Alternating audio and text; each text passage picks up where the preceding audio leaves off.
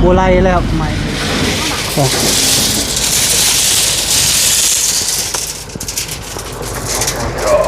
เนื้อ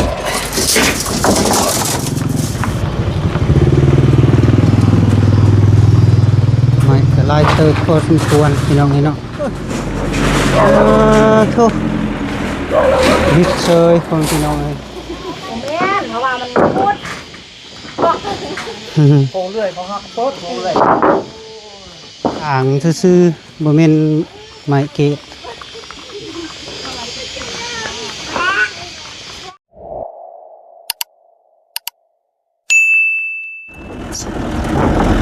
พี่น้องเลยเนาะพอดี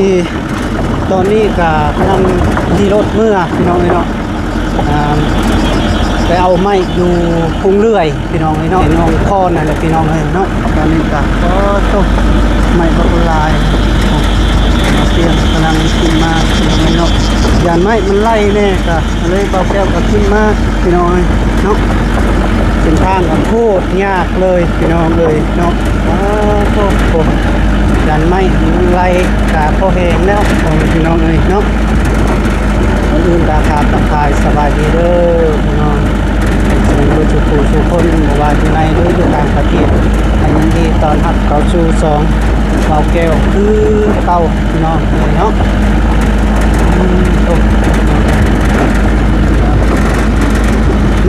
ไม่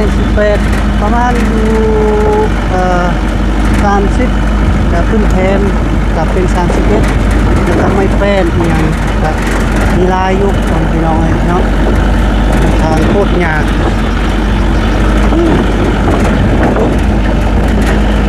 ขึ้นบนลงไปพี่น้องไปนี่แหละทานให้ทานคิดเลยพี่น้องเลยเนาะเป็นตั้งใจเลยพี่น้องเนาะต้นเลยงามนี่นะว้าวยังมีไปเอาเครื่องอยู่พุ่นอีกพี่น้องนะเอาทางล่างแน่ทางพี่น้องเราเตียงเล่นก็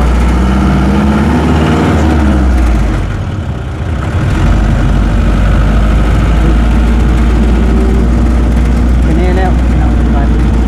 คือสิโบไลแล้วใหม่ยังก็ได้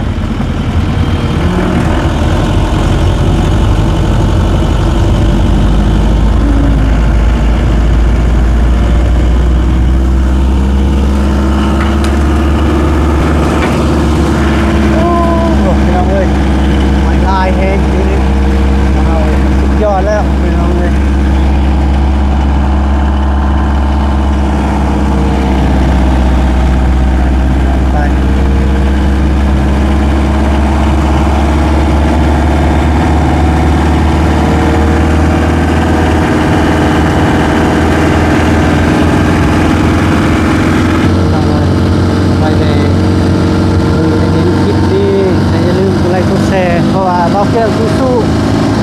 สู้ส้นดีนี่พี่น้องเอ้ยเนาะทางทีมงานกับปริปะเนาะก็เอาไม้ขึ้นวันนี้มาฮอดพุ่นเราจะเอาไม้ลงบานี่พี่น้องเอ้ยเนาะยังอีกจะไปเอาอีกยังจะไปเอาบ่อนโรงงานนึงอีกเอาปูนแล้วก็เอาเหล็กตะปูอยู่สิจอดเอาอยู่ก่อนพี่น้องเอ้ยนี่ก็อยู่เมืองลองแจงเชียงใสสมบูรณ์พี่น้องเอ้ยเนาะอยู่เมืองลองแจงเนาะขี่รถทันใดน้ำพึ่งพี่น้องเอ้ยเนาะก็ผู้สูงพี่น้องเอ้ยเนาะ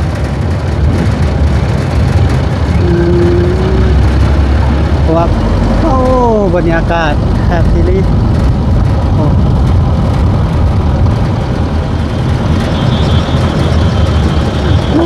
จุด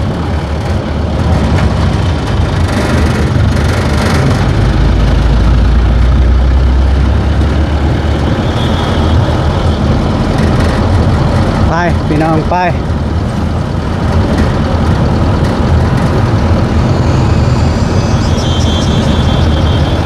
ช่วยเรือน้ำกันเด้อพ่อแม่พี่น้องเด้อมาสุขุทุกคน นี่แหละผู้ที่บังที่เบาแก้วว่ามันอ้อมเด้อ้อมทางนี่แหละพี่น้องโอ้โหบรรยากาศ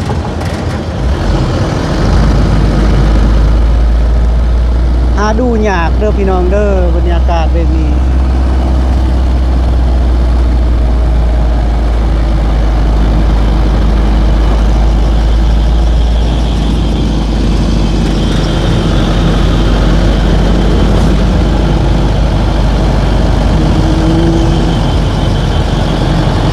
สารเมืองลองแจ้งพี่น้องเลย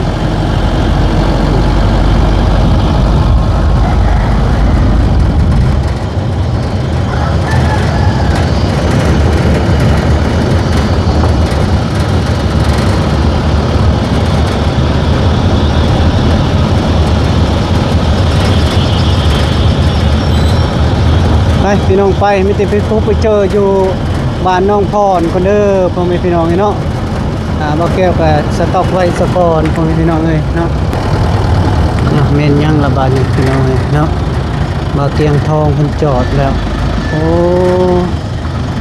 ขอคง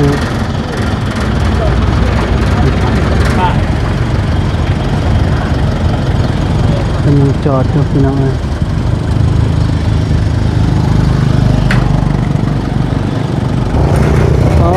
ปืนขายของอยู่ของกินตอนแรงพี่น้องเอ้ยเนาะโอ้โธ่ตลาดแรงเมืองลำแจ้งพี่น้องเอ้ยโอ้คักพี่น้องเอ้ยโอ้สมวิวบรรยากาศแบบนี้ที่ดูหายากพี่น้องเอ้ยโอ้โธ่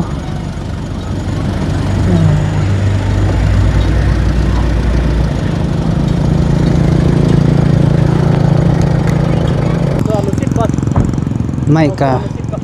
ลายเติบพี่น้องเอ้ยเนาะพอดีเบาแกะสิแป้งไม้นี่ก่อนยันมัน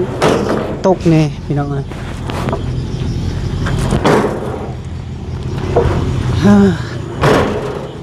โธ่พี่น้องเอ้ยยันมันไม้ไหลได้กี่นี้นะพอดีเบาแก้วขึ้นนำคันมันไหลกับสิบอกขึ้นดอกพี่น้องเอ้ยเนาะโธ่ไม้กะลาย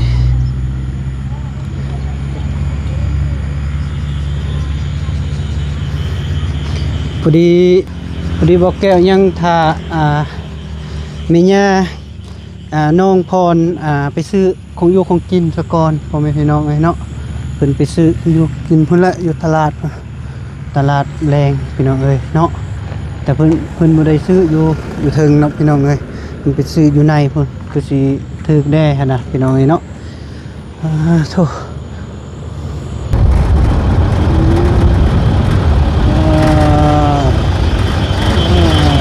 รถทหาร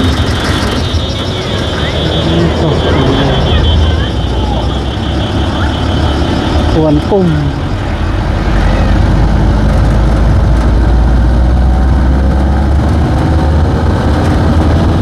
ไปพี่น้องเลยไปต่อบานนี้ที่นี่บ้านน้องพรกับย่างอีกประมาณ3 ลักพี่น้องเลยเนาะ3 กิโลเมตรพี่น้องเลย3 กิโลเมตรกัน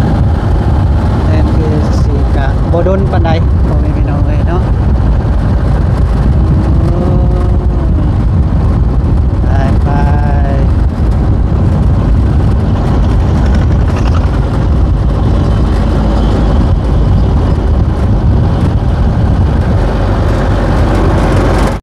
ไปต่ออีกพี่น้องเลยเนาะต่อนี่กันมาฮอดภูเขาคือกันพี่น้องเลยเนาะโอ้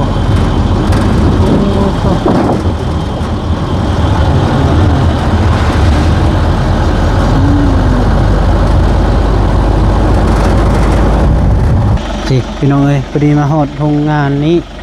เพราะว่าเพิ่นสิเอาบานประตูแน่แล้วก็วงกบแน่ตรงพ่อแม่พี่น้องเนาะได้อยู่ฮะบ่เอาบาทเดียวเลยว่ะบานประตูก็ลายอยู่กับวงกบกะพี่น้องเอ้ย โธ่มาฮอดแล้วมาฮอดแล้ว ได้อยู่ว่าเขามาได้กันปืนแล้ว เพิ่นว่ามื้ออื่นเพิ่นว่าสิไปส่งเองพี่น้องเอ้ยเนาะเพราะว่ารถนี่หนักแล้วพี่น้องเอ้ยไม่ลายแล้วเพิ่นบ่อยากแก้หนักหลายพี่น้องเอ้ยก็มื้ออื่นเจ้าของร้านเพิ่นสิไปส่งเองพี่น้องเอ้ยเนาะไปบัดนี้ไปต่ออีกยังอีก2กิโลพี่น้องเอ้ยยังอีก2กิโลก็ฮอดแล้วพี่น้องเอ้ยเนาะสมควรดินเจือนเบิดแล้วอันนั้นคุณเฮ็ดเรื่องนี่ดินเจือนเบิดแล้วผมพี่น้องเอ้ย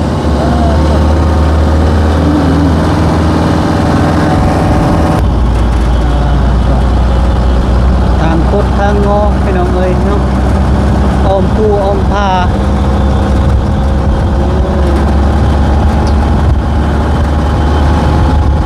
ทางภาคเหนือพี่น้องเอ้ย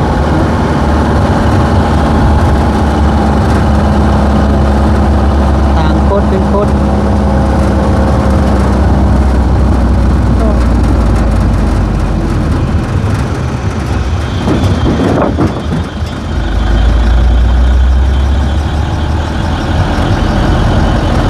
บรรยากาศกับเป็นตะมวนอยู่ไดพี่น้องเอ้ยเนาะโอ้ลงคอยแล้วป่านี่พี่น้องป้ายโอ้โห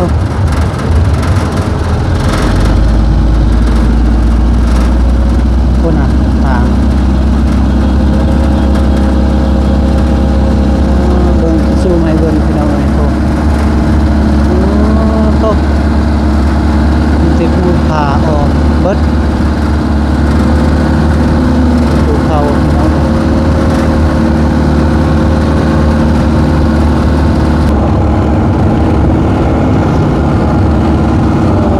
ทางโค้งเป็นโค้ง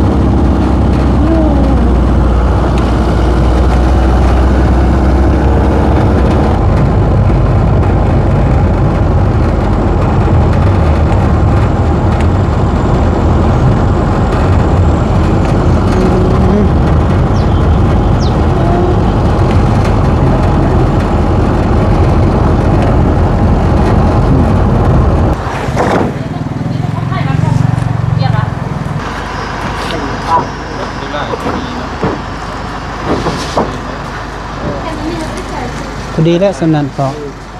เต็งเลย เลย เลือกแต่ว่าพี่เนาะได้ทำไปจะเนาะ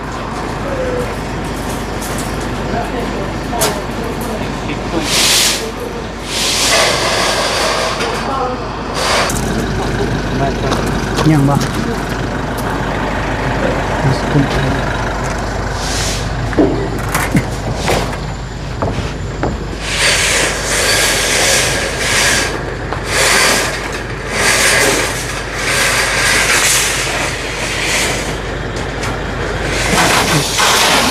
ครบแล้วบ่ โอเค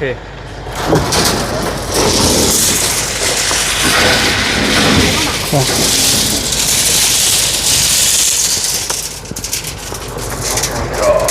เนอะ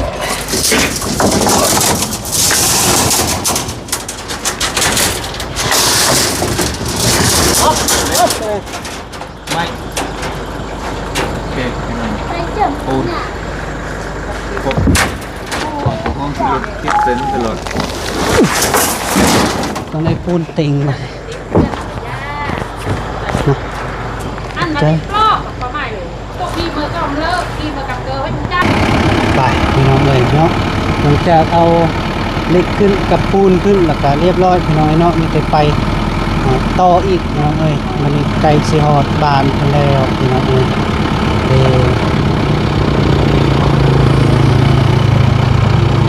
หนักแล้วเรามีทุกคักทุกคักทุกคักโอ้ดุจอีสานเลย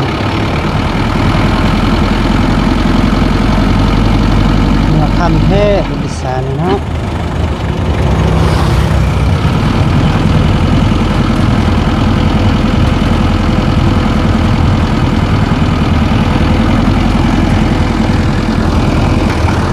หมดแล้วหมดแล้ว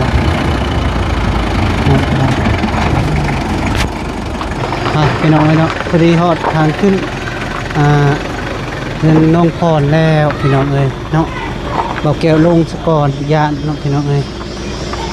ยานไม่มาสีไล่เนาะเพราะว่าทางขึ้นนี่ก็โคตรยากเลยพ่อพี่น้องเอ้ยเนาะ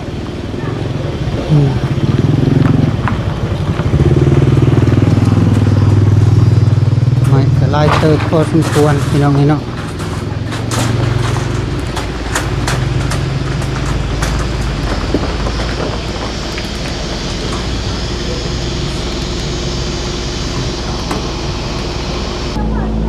รถบืนก่อนพี่น้องเอ้ยเนาะมันเป็นจะได้ชีวิตหรือบ่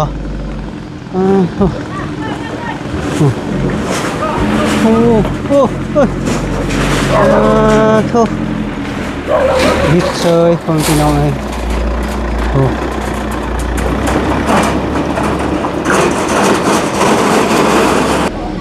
เด้อหนักเกือบบ่วิทย์เนาะแม่เนาะโอ้ไม่ละลายพอสมควรถึงปูนปะโถ่ถึงทางเลย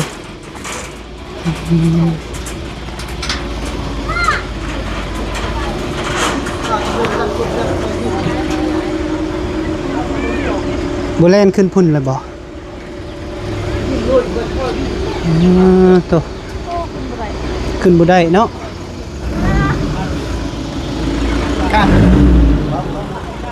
ขาแล้วโทษปืนมางเรียบร้อยแล้วพี่น้องเนาะโดยไม่เอามาปะอยู่นี่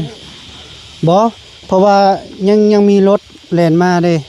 มีแต่เอามาเลียนอยู่พี่รถนี่ใหม่ต่อหน้านี่เลยพอต่อหน้านี่ก็ได้นี่ใหม่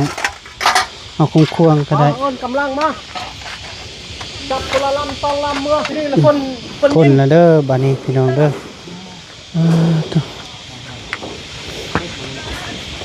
คือเลยนะเราคือเลยนะปลานี่ก็ได้เดี๋ยวหันรถมาขึ้นมาให้เดี๋ยวหันทุกๆอย่างนี้ไปมา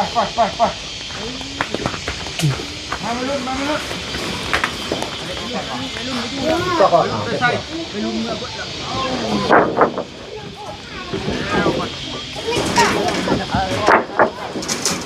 มาดูไว้เท่าก็ได้มาไว้เท่าก็ได้ตัว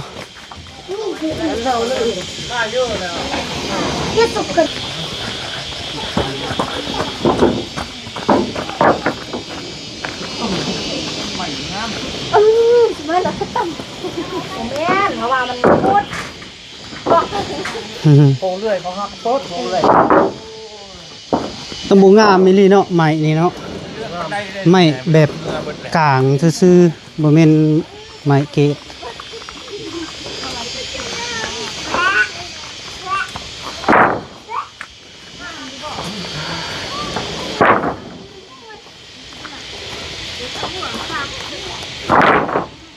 เป็นไฟแจ้งมันมีฟังเอาพี่น้องเอ้ยเนาะคลิปนี้กะเบาแก้วจะได้อำลาก่อนเด้อพ่อพี่น้องเอ้ยเนาะถือว่ากะไม่กะมาฮอดบ้านน้องพอแล้วพ่อพี่น้องเอ้ยเนาะเอาคลิปนี้เบาแก้วกะขอให้อยู่ดีมีแห้งสุขภาพแข็งแรงเจ็บอย่าจนขาดอย่าสูญโศกมานำด้วยมุสุขสุขคนเด้อพ่อแม่พี่น้องมุสุขสุขคนโดยบ๊ายบาย